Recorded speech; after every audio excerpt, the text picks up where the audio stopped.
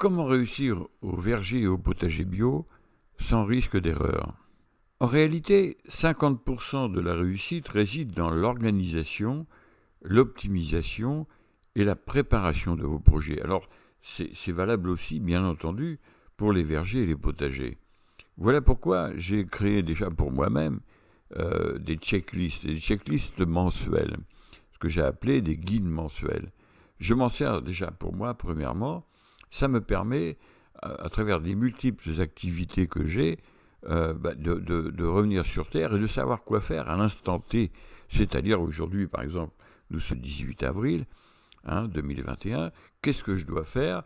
Qu'est-ce que je dois semer? Est-ce que je dois commencer à tailler mes arbres fruitiers? Lesquels et comment, etc. Voilà la véritable question et justement la chose vraiment providentielle qu'est un guide mensuel. Alors chaque mois, eh bien simplement, vous savez quoi faire pour le verger. Si vous avez à planter, les engrais, la taille des fruitiers. Alors il y a 8 fruitiers, les abricotiers, cerisiers, pommiers, poiriers, la vigne, les figuiers, etc. Il y a les maladies, gérer les maladies, les boutures, les greffons, les supports de greffe, reconnaître les bourgeons, la circulation de la sève, la restauration des arbres, que ce soit de la vigne ou des autres fruitiers. Et puis au potager, les SMIG du mois, les mois par exemple de printemps comme avril, mai, jusqu'à juin, vous avez énormément de semis, de plantations, etc. etc. Ensuite, vous avez les récoltes, et puis vous avez aussi la conservation, comment faire, les silos, etc. etc. C'est tout un tas de détails qui finalement génèrent la réussite ou franchement des résultats qui ne sont pas très brillants. J'ai remarqué que dans les jardins communaux, j'ai une parcelle dans les jardins communaux, 80% des jardins sont mal faits, il n'y a pas de production ou sont carrément abandonnés parce que les gens n'arrivent pas à gérer tout cela, ils ont pas compris. La chose fondamentale, la première des choses sur laquelle vous devez vous concentrer, c'est quel temps avez-vous à consacrer à vos jardins, surtout dans les périodes mars, avril, mai, juin. Si vous avez 10 heures par semaine à consacrer, vous pouvez envisager de faire un potager avec quelques arbres fruitiers de 100 mètres carrés, quelque chose comme ça. Il y a un ratio que j'explique d'ailleurs dans mes guides. C'est la première des choses à considérer. Le reste va en dépendre. C'est pour ça que je le répète toujours, 50% de la réussite, c'est la gestion du projet, c'est l'optimisation, c'est l'organisation. Alors beaucoup de gens que je vois justement dans ces jardins communaux qui ne réussissent pas, eh bien ils s'excusent, j'ai pas le temps, ma femme me demande de faire la peinture, etc., etc. Les projets s'entremêlent, et puis il y a parfois la fatigue du travail, et les gens prennent le train. Alors évidemment, il y a le côté bucolique de dire on va faire un potager bio, ça va être super, ça va être génial, mais ils ont raison, tout le monde a raison. Seulement, considérez, calculez le temps que vous avez. C'est la première des choses, c'est le premier conseil. Tout le reste, après, ça va venir. Si vous êtes bien organisé, et c'est pour ça que j'ai créé ces guides, eh bien, vous allez réussir. Donc, la première des choses, calculez le temps que vous allez pouvoir consacrer pendant ces mois énormes, d'une importance énorme que sont mars, avril, mai, juin. Alors, évidemment, après, il y a d'autres considérations. Il y a savoir quelle variété choisir, comment les planter, à quel moment, etc., etc. Il y a les arbres fruitiers, quelle variété de fruits vous aimez, quelles espèces, est-ce que vous aimez les pommes, les poires, et puis après savoir dans la région qu'est-ce qui peut pousser ou pas, ou comment il faut les protéger, etc., etc. Vous avez tout un tas de réponses comme ça dans ces guides qui vous permet à ce moment-là d'avoir des résultats dès le départ, sans faire d'erreur. Parce que si vous plantez un arbre et que 5 ans après, vous apercevez que ce n'était pas l'arbre qu'il fallait, c'est quand même un problème. Et puis il y a la pollinisation entre les différentes variétés de pommiers, par exemple, ou de poiriers, de pruniers, etc. Si vous faites des erreurs, vous les payez cash.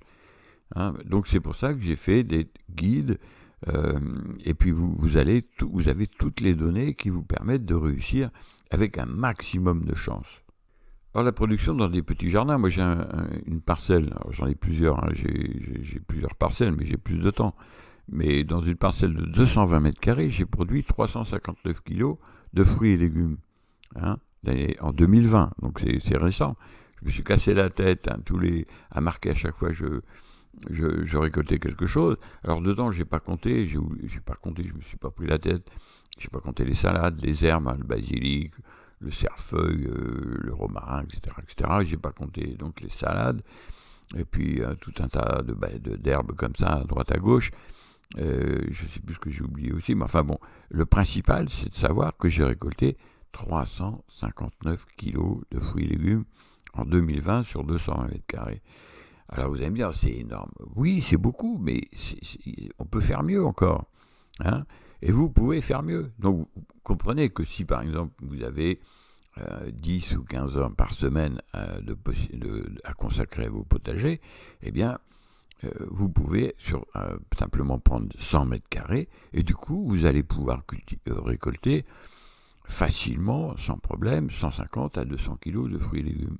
Il suffit de bien se structurer, s'organiser et de savoir quoi faire chaque moment que vous pouvez consacrer à votre verger potager.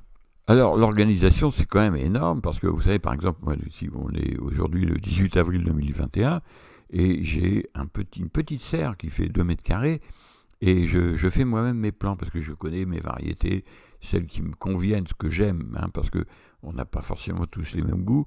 Moi, je connais mes variétés de fraises, par exemple. Je sais celles que j'aime. Je connais les salades que j'aime bien, qui réussissent bien dans ma région, sur mon terrain. Donc, je sème toujours les mêmes.